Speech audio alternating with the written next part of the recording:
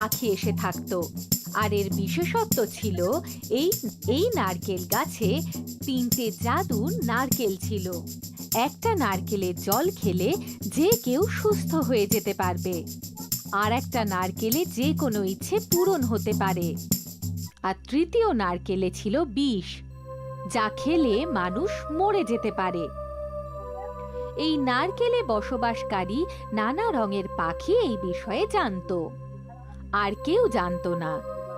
একটা বাচ্চা যে তার বন্ধুদের সাথে এখানে খেলতে আসতো, তার এই গাছটা খুব প্রিয় ছিল। ও এখানে দাঁড়িয়ে গাছের সাথে কথা বলতো, জল দিত আর পাখিদের জন্য খাবারও আনতো। পাখি আর বাচ্চাটির মধ্যে বন্ধুত্ব হয়েছিল, ওরা অনেক কথা বলতো। একবার বাচ্চাটি জিজ্ঞেস করলো, এই গাছটা এত আলাদা কেন? আর তুমিও এইভাবে আলাদা সোনালি কেন? আমার জন্ম এই গাছেই হয়েছে, আর আমার গায়ের রং এর মতোই হয়ে গেছে। একই রকম রং হওয়ার জন্য শিকারী আমায় দেখতেই পায় না। একদিন বাচ্চাটি খুব উদাস ছিল। তখন ওই পাখিটি বলল, কি ব্যাপার বন্ধু, কি হয়েছে? সবকিছু ঠিক আছে তো? আমার মা খুব অসুস্থ, বিশ্রাম নেওয়ারও সময়টুকু পাচ্ছে না, কারণ অনেক দূর থেকে মাকে জল নিয়ে আসতে হয়, কাঠ নিয়ে আসে যাতে খাবার তৈরি করতে পারে।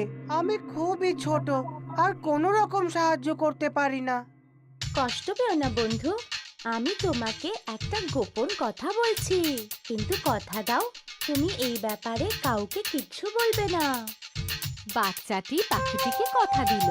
তখন পাখিটি বলল, এই গাছে জাদু নারকেল আছে, আর যদি তুমি এখান থেকে একটা নারকেল যার মধ্যে বিষ নেই সেটা নিয়ে যেতে পারো, তাহলে তোমার সব সমস্যা সমাধান হয়ে যাবে। পাখিটা ওকে নারকেলের জল নেওয়ার কথা বলল। বাচ্চাটি পরের দিন সকালবেলা এসে পৌঁছলো আর একদম সেটাই করলো যেটা পাখিটি ওকে বলেছিল।